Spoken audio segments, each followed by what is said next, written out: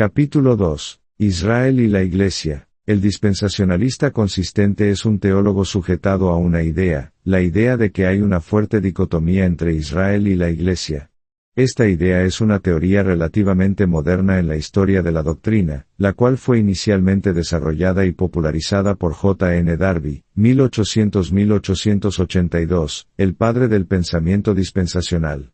Durante un período de convalecencia en 1827, Darby meditó sobre el hecho de que el verdadero cristiano, a través de la obra bautismal del Espíritu, está en unión con Cristo y por lo tanto está sentado con Cristo en lugares celestiales, Efesios 2:4-7. Con esto en su mente Darby leyó en Isaías 32:15-20 sobre un derramamiento profetizado del Espíritu sobre Israel que traería bendiciones terrenales sobre el pueblo de Dios. Darby tomó este dato bíblico y concluyó que implica un fuerte contraste entre las bendiciones terrenales profetizadas para Israel, y las bendiciones celestiales prometidas al cristianismo en el Nuevo Testamento.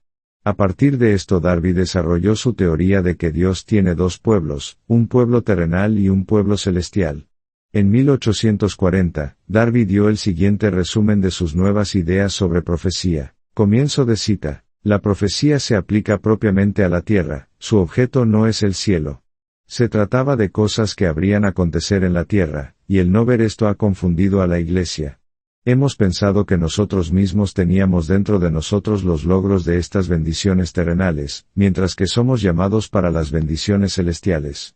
El privilegio de la Iglesia es tener su porción en los lugares celestiales, y después las bendiciones se derramarán sobre la gente terrenal. La Iglesia es algo completamente aparte, un tipo de economía celestial durante el rechazo de las personas terrenales, quienes son dejados de lado por causa de sus pecados, y expulsados de entre las naciones, de entre las cuales Dios elige a un pueblo para el gozo de la gloria celestial con Jesús mismo.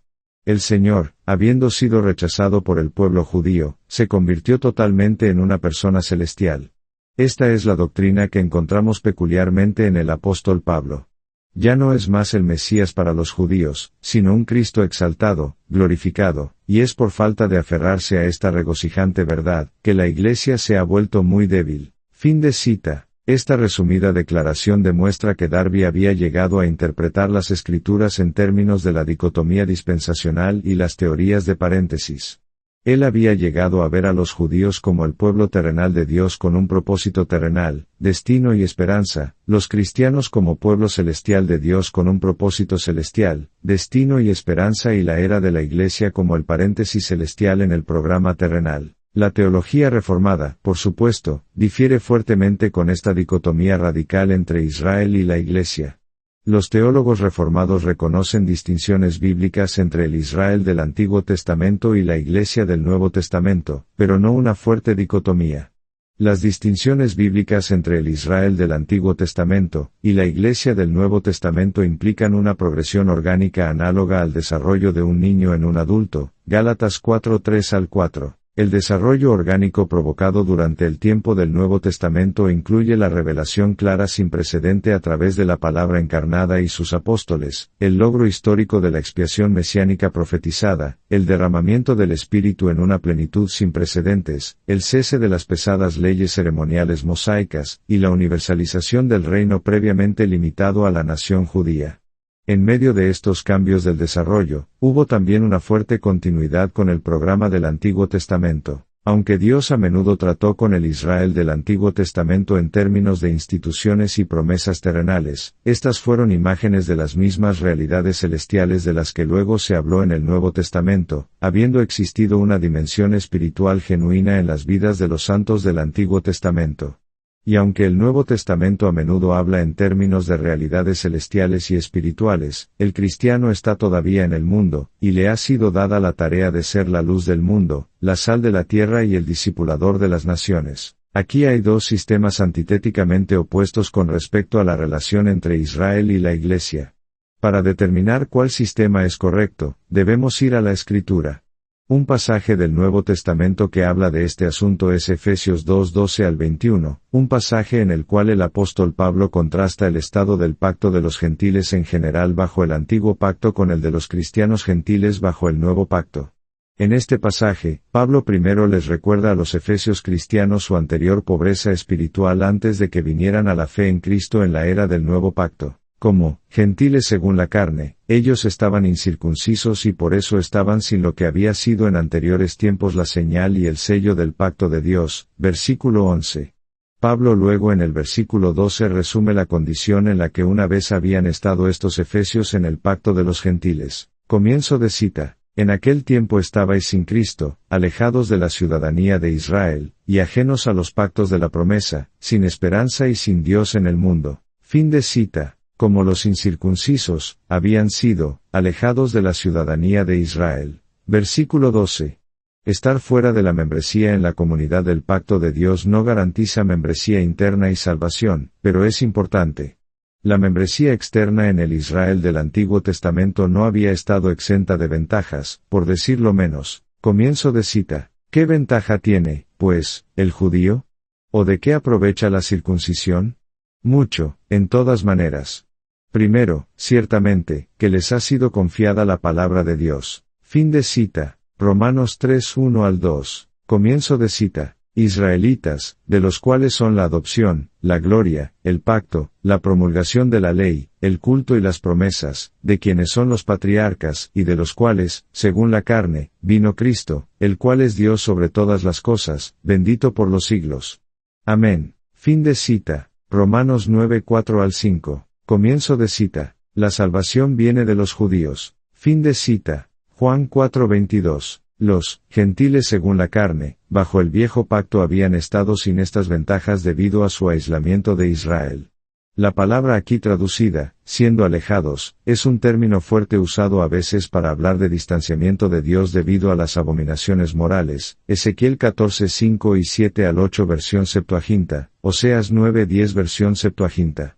Después de la formación de las naciones en la Torre de Babel, Dios había escogido un hombre, Abraham, como padre de una nación, Israel, a través de la cual él administraría exclusivamente sus pactos hasta el universalismo de la era del nuevo pacto cuando su pueblo sería formado de toda tribu, nación y lengua. Durante ese período de particularismo judío, Dios había dejado que todas las naciones caminaran en sus propios caminos. Hechos 14:16, permitiéndoles que permanecieran en su esclavitud del paganismo demoníaco, y por ello en un estado de alejamiento de Dios y su pueblo. Como, alejados de la ciudadanía de Israel, los gentiles según la carne, habían estado, más significativamente, sin Cristo. Bajo el antiguo pacto, los judíos, por supuesto, no habían conocido la manifestación histórica de Jesús de Nazaret, pero habían conocido al Mesías por venir a través de los pactos de la promesa. Versículo 12. Pablo en un sermón dirigido a judíos manifestó que, comienzo de cita, la promesa hecha a nuestros padres, la cual Dios ha cumplido a los hijos de ellos, a nosotros, resucitando a Jesús, otra vez. Fin de cita. Hechos 13:32 ve al 33. La relación del gentil incircunciso hacia estas promesas había sido la del extraño, un término general para el foráneo o extranjero quien estaba sin los derechos asociados con la ciudadanía en el pacto comunitario. Pablo luego contrasta esta posición anterior de pobreza espiritual con el estado del pacto en esta era de los gentiles que creen en Cristo. Contrariamente a su estado antiguo, ellos ahora, ya no son más extraños y foráneos, sino conciudadanos con los santos, y de la familia de Dios. Versículo 19. Cada palabra mayor en esta declaración es digna de un examen minucioso. De acuerdo al verso 12, los gentiles según la carne, habían sido, ajenos a los pactos de la promesa, pero ahora los gentiles en Cristo, ya no son más extraños y advenedizos. Versículo 19. La palabra griega aquí traducida, advenedizos, es usada en la traducción griega del Antiguo Testamento para referirse a los residentes extranjeros que vivieron en Israel, y tuvieron ciertos derechos legales pero que no eran ciudadanos de Israel, y no podían tomar parte de la Pascua. Éxodo 12:45 versión Septuaginta. Esta palabra literalmente significa, el que está al lado de la casa, y Pablo manifiesta que para ya no ser advenedizo se debe ser, de la familia de Dios, una expresión simbólica para la membresía en el pueblo de Dios bajo ambos Antiguo y Nuevo Pactos. Números 12:7, 1 Timoteo 3:15, Hebreos 3:5 al 6. Los gentiles en Cristo también son ahora, conciudadanos con los santos. En el griego, la palabra traducida, conciudadano, en el versículo 19 está relacionada estrechamente a la palabra que en el versículo 12 está traducida como ciudadanía, en la versión King James. En la Nueva Versión Internacional, esta palabra del versículo 12 está traducida como nacionalidad, una traducción la cual muestra mejor la afinidad cercana de esta palabra traducida como conciudadano. El gentil según la carne ha sido alejado de la ciudadanía de Israel, pero el cristiano gentil es ahora un ciudadano con los santos. Los santos son el pueblo santo de Dios, el pueblo del pacto. El cristiano es un ciudadano de la Jerusalén celestial, Gálatas 4:26, Filipenses 3:20, Apocalipsis 3:12, y por lo tanto un conciudadano con los santos de todos los tiempos, Hebreos 12:22 al 23. Los versículos 13 y 17 también se relacionan con nuestra discusión. En el versículo 13, los cristianos gentiles de Éfeso son mencionados como, ustedes que en algún tiempo estaban lejos. Luego en el versículo 17, el apóstol dice, comienzo de cita, y Cristo vino y predicó la paz a ustedes que estaban lejos y los que estaban cerca. Fin de cita. Como hemos visto desde el versículo 13, aquellos quienes son mencionados como, estaban lejos, son los gentiles paganos quienes habían vivido como, alejados de la ciudadanía de Israel. ¿Quiénes son entonces aquellos que se mencionan como, los que estaban cerca? Muchos creen que este término se refiere aquí a los judíos en Éfeso quienes habían escuchado el mensaje del Evangelio. Pedro usó alguna terminología similar en su sermón de Pentecostés para los judíos en Jerusalén. Comienzo de cita, porque la promesa es para ustedes, y para sus hijos, y para todos los que están lejos, incluso para muchos a los que el Señor nuestro Dios ha de llamar. Fin de cita. El judío, como miembro del pueblo del pacto de Dios, ya estaba provisionalmente cercano, ya que el Evangelio era el cumplimiento de los pactos de la promesa que habían sido hechos con el Israel del Antiguo Testamento. Por supuesto, si el judío persistió en rechazar al Mesías, él fue cortado del verdadero pueblo del pacto, pero el Evangelio fue ofrecido primero al judío y después al gentil. Romanos 1:16. En el versículo 13 de Efesios 2, Pablo dice, comienzo de cita, pero ahora en Cristo Jesús ustedes que en algún tiempo estaban lejos, son hechos cercanos por la sangre de Cristo. Fin de cita. Supongamos que los términos, cerca, y, lejos, se refieren a la relación respectiva del judío, y el gentil pagano para con los pactos de la promesa del Antiguo Testamento al tiempo de la transición entre el Antiguo y Nuevo Pactos cuando el Evangelio del Nuevo Pacto fue ofrecido por primera vez. Luego Pablo, en el versículo 13, está enseñando que el gentil pagano que creía en Cristo había sido heredero de la plenitud del nuevo pacto de aquellos pactos de promesa del Antiguo Testamento que anteriormente pertenecían exclusivamente al Israel del Antiguo Testamento, los cuales anteriormente habían pertenecido exclusivamente al Israel del Antiguo Testamento. Este pasaje no está enseñando que el cristiano gentil se ha convertido en un miembro del Israel del Antiguo Testamento. Efesios 2 enseña que el creyente gentil se ha convertido en un miembro de la iglesia de la plenitud mesiánica, la cual Pablo llama, el nuevo hombre. Versículo 15, y de la cual Pablo habla como un edificio construido sobre el fundamento de los apóstoles y profetas del Nuevo Testamento. Versículo 20. La importancia de este pasaje es que enfatiza tanto la novedad de la iglesia como la continuidad de la iglesia con el anterior programa del pacto de Dios. La respuesta al alejamiento del gentil de Israel, y sus pactos es la membresía en el nuevo hombre, lo cual lo hace un ciudadano con el pueblo del pacto de Dios y miembro de la casa de Dios. Estos términos tienen raíces en el Antiguo Testamento, y este pasaje encaja bien con la enseñanza reformada de que la iglesia del Nuevo Testamento es el Israel del Antiguo Testamento viniendo a la madurez del nuevo pacto. La interpretación dispensacional de este pasaje de Efesios pone todo su énfasis sobre la enseñanza en este pasaje de que la iglesia del Nuevo Testamento es un nuevo hombre. Cierto, hay una novedad significativa en la iglesia del Nuevo Testamento, pero ese hecho no anula la enseñanza igualmente válida en Efesios 2 de que la iglesia del Nuevo Testamento tiene una fuerte relación de continuidad orgánica con el Israel del Antiguo Testamento. ¿Es la novedad de la Iglesia del Nuevo Pacto la novedad de madurez que ocurre en un contexto de continuidad orgánica con el pasado? ¿O, es la novedad de la Iglesia del Nuevo Pacto mejor explicada por la rígida dicotomía dispensacional y las teorías de paréntesis? Para el dispensacionalista, asumir automática y dogmáticamente que el nuevo hombre no tiene una continuidad orgánica con el pueblo del pacto del Antiguo Testamento, es cometer la falacia lógica de petición de principio. Bajo el pacto mosaico, solo los judíos practicantes eran miembros del pueblo del pacto de Dios. En esta era del nuevo pacto, de igual forma, creyentes judíos y gentiles son juntos miembros plenos del pueblo santo de Dios, Gálatas 3:28, Efesios 2:14, y los no creyentes judíos y gentiles están juntos fuera del campamento de las bendiciones del pacto. Hay dos maneras en que esta igualación de la condición espiritual entre el judío y el gentil podría haber sido efectuada. En línea con la dicotomía dispensacional y las teorías del paréntesis, los pactos del Antiguo Testamento podrían haberse convertido en paréntesis inoperantes. De acuerdo al Dr. Louis Sperry Chafer, el judío ha sido removido del lugar de especial privilegio el cual era suyo en el tiempo pasado, y nivelado a la misma posición del gentil. De acuerdo con el Dr. John F. Walvoord, en la era presente, Israel ha sido dejado a un lado, sus promesas se sostuvieron en suspenso temporal, sin progreso en la culminación de su programa. Y los nuevos y distintos privilegios de la Iglesia podrían haber sido introducidos por creyentes tanto judíos como gentiles. En línea con la enseñanza reformada de que la era de la Iglesia es una continuación exaltada del programa del pacto del Antiguo Testamento, los creyentes gentiles podrían haber sido elevados a la posición privilegiada del Israel espiritual por ser hechos herederos completos de los pactos del Antiguo Testamento en la plenitud del nuevo pacto. Los judíos creyentes habrían permanecido en el Israel espiritual durante la transición entre el antiguo y nuevo pacto, y los judíos no creyentes habrían sido cortados del pueblo del pacto en juicio, Romanos 11:20.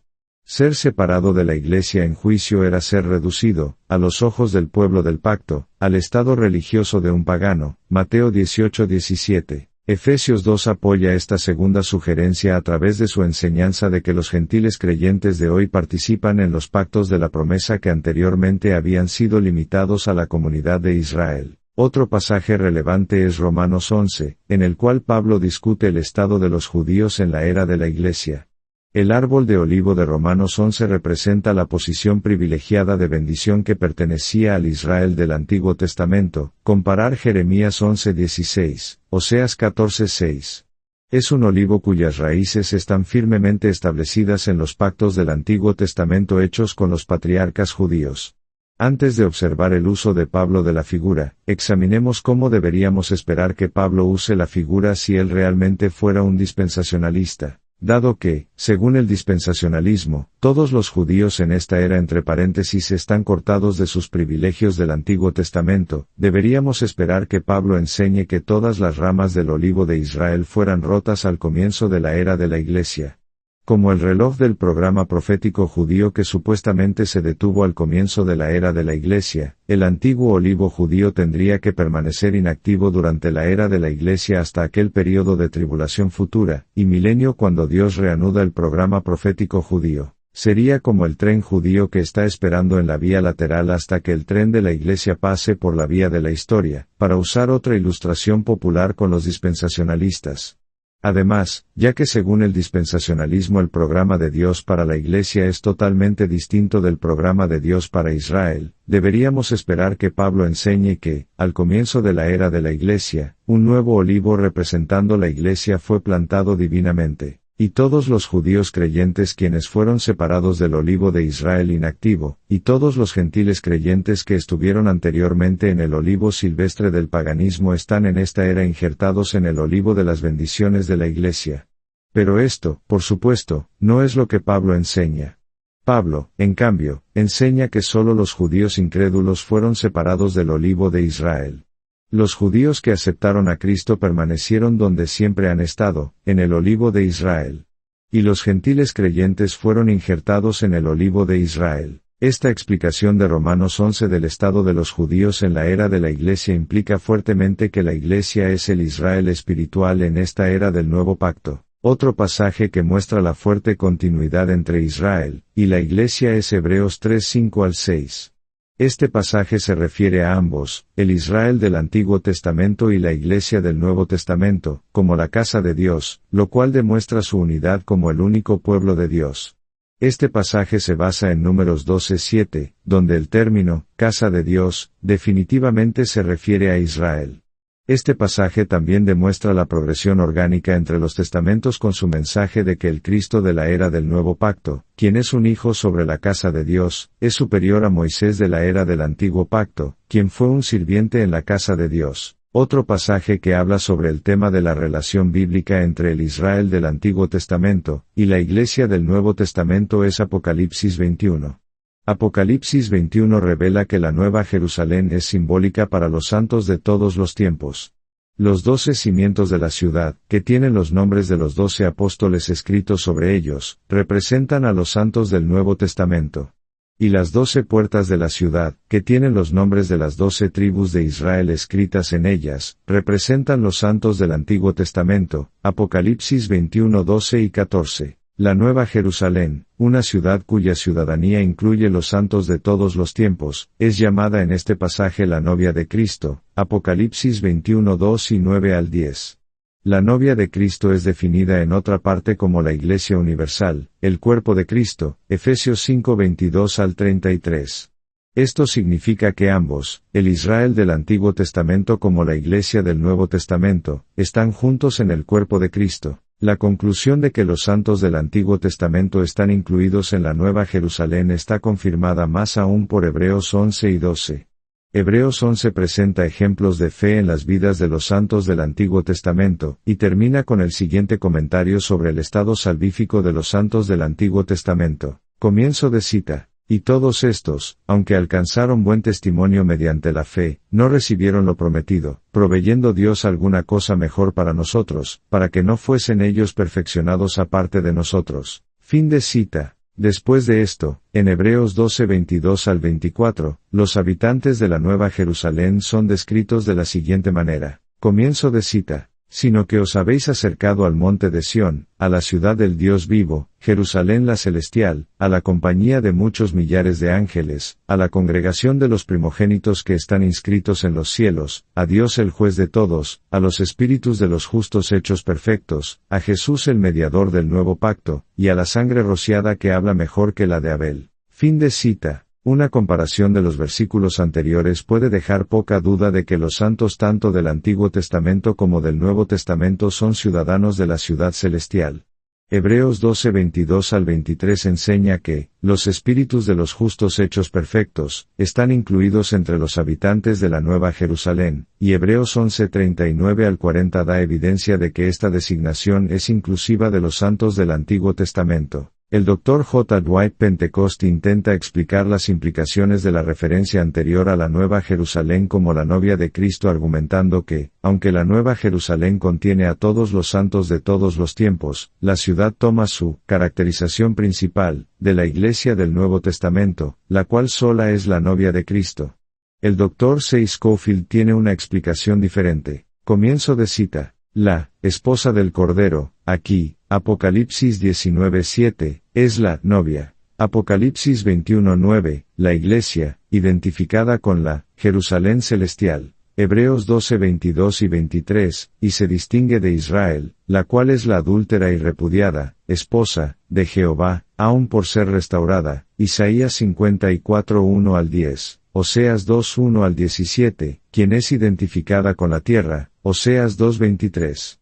Una esposa perdonada y restaurada no podría ser llamada tampoco virgen, 2 Corintios 11, 2 y 3, o una novia. Fin de cita. El Dr. Louis Sperry Chafer sugiere lo siguiente. Comienzo de cita. Lleva el nombre de la novia de Cristo, y probablemente porque ella tiene algún derecho superior para ello. Aun otros pueblos y seres entran por sus puertas. Fin de cita. Y el Dr. John F. Walvoord dice lo siguiente. Comienzo de cita. A la Nueva Jerusalén le es dada revelación detallada, y es descrita en general, como una novia adornada para su esposo. Apocalipsis 21:2. La figura del matrimonio es usada para la Iglesia, para Israel, y aquí para la ciudad en la cual los santos de todos los tiempos morarán. El hecho de que la figura del matrimonio es usada para más de una entidad en la Escritura no debe ser considerado confuso, ni la ciudad debe ser identificada específicamente con la Iglesia.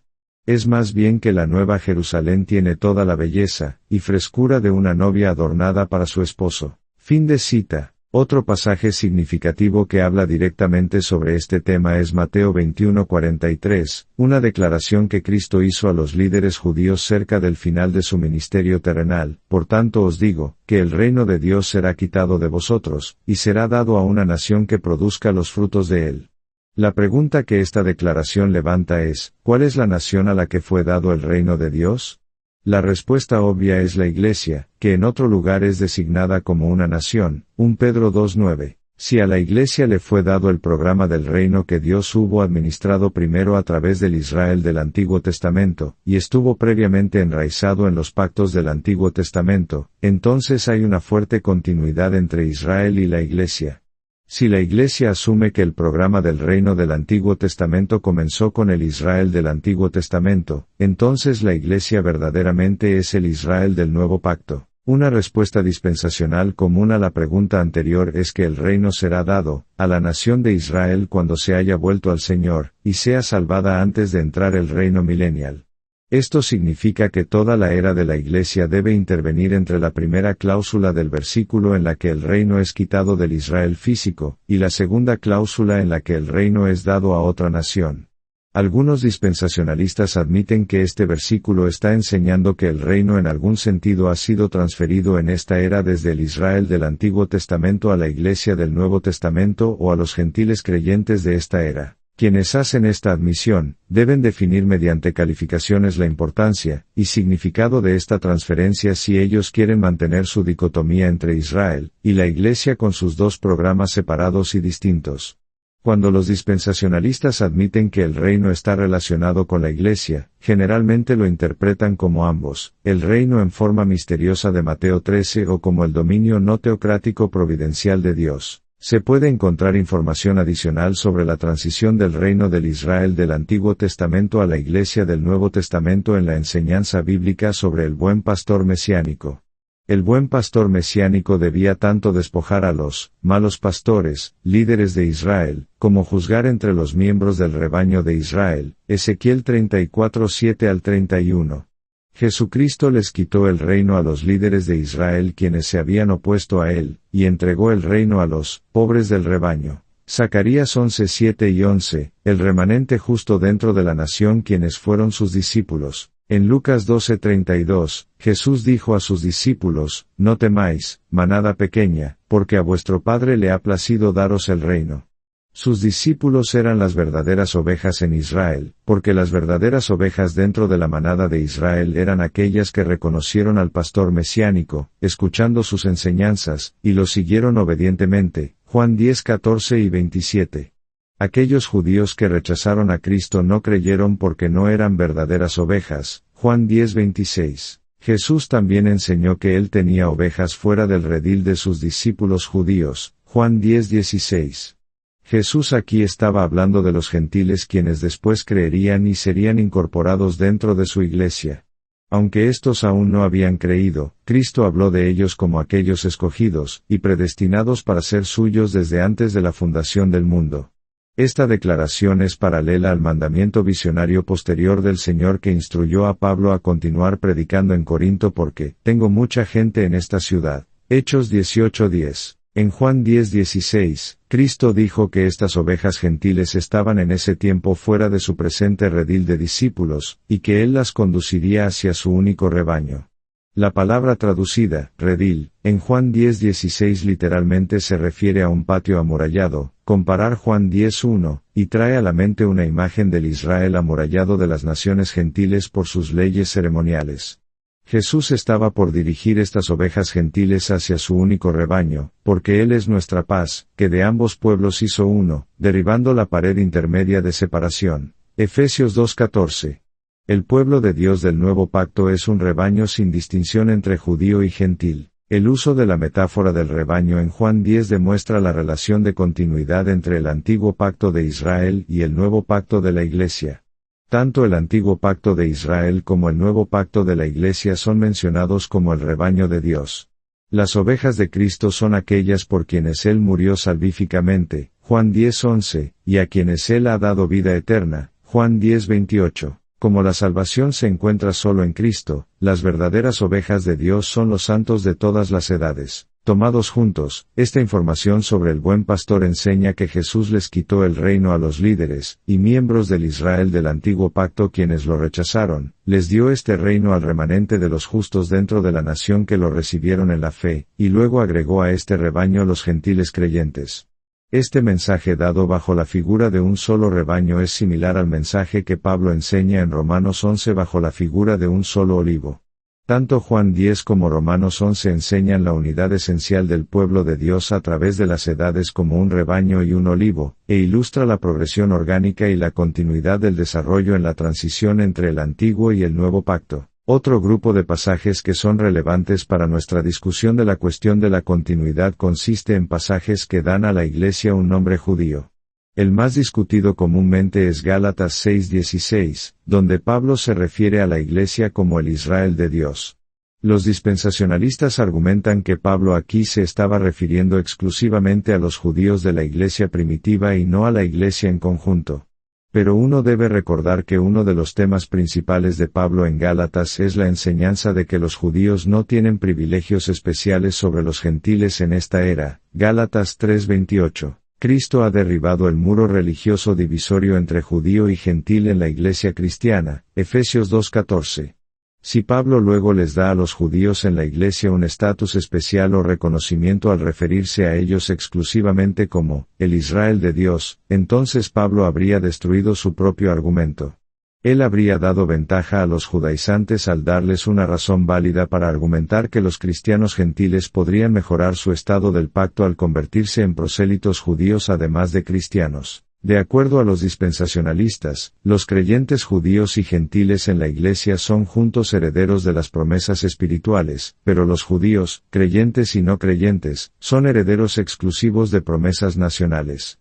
Como Pablo enseñó que no hay judío o gentil en Cristo, Gálatas 3:28, él tiene que haber estado refiriéndose a toda la iglesia cuando habló del Israel de Dios, en Gálatas 6:16. Si esta interpretación es correcta, entonces este versículo sería mejor traducido, paz y misericordia a todo el que sigue esta regla, incluso al Israel de Dios, como en la nueva versión internacional inglesa, y el verdadero Israel de Dios en esta edad sería definido como todos aquellos que caminan por la regla de no jactarse excepto en la cruz de Cristo. En otros lugares la iglesia es llamada la diáspora, un término técnico para los judíos que viven en naciones gentiles, 1 Pedro 1:1. Santiago 1:1, las 12 tribus, Santiago 1:1, Apocalipsis 7:4, Lucas 22:30, una raza escogida, un real sacerdocio, una nación santa, un pueblo adquirido por Dios, 1 Pedro 2:9 al 10, Apocalipsis 1:6, Tito 2:14, comparar Éxodo 19:6, Deuteronomio 7:6. Judíos que son judíos en lo interior, Romanos 2:28 al 29, los circuncidados, Filipenses 3:3, comparar Colosenses 2:11, Romanos 2:29, los que vienen al monte de Sión, Hebreos 12:22, ciudadanos de la Jerusalén celestial, Gálatas 4:26, hijos de la promesa como Isaac, Gálatas 4:28, linaje y herederos de Abraham de acuerdo a la promesa de Abraham, Gálatas 3:29.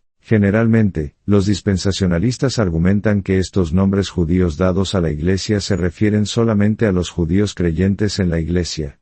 Hay algunos casos donde el Nuevo Testamento hace una referencia limitada a los judíos creyentes, como en Romanos 9:6, porque no todos los de Israel son de Israel. Ese versículo está contrastando judíos creyentes y no creyentes. Sin embargo, hay muchos otros casos en los que Pablo claramente se está refiriendo a la iglesia completa cuando usa un título judío. Por ejemplo, Pablo definió la circuncisión como aquellos, quienes adoran a Dios en espíritu, y se glorían en Cristo Jesús, y no tienen confianza en la carne. Filipenses 3:3. La circuncisión es un título para Israel, Efesios 2:11, y esta descripción de la verdadera circuncisión en esta era es inclusiva de todos los verdaderos creyentes, tanto judío como gentil. Todos los cristianos están circuncidados espiritualmente, Colosenses 2:11 al 12, y es un judío, el que lo es en el interior, y la circuncisión es la del corazón, Romanos 2:29. Es también relevante que Jesús en Apocalipsis 2:9 y 3:9 llamó a los judíos que entonces estaban persiguiendo a las iglesias de Esmirna y Filadelfia, aquellos, quienes dicen ser judíos, y no lo son, y, la sinagoga de Satanás. Estos versículos claramente enseñan que aquellos judíos étnicos que rechazaron a Cristo no eran ya más considerados una parte del verdadero Israel.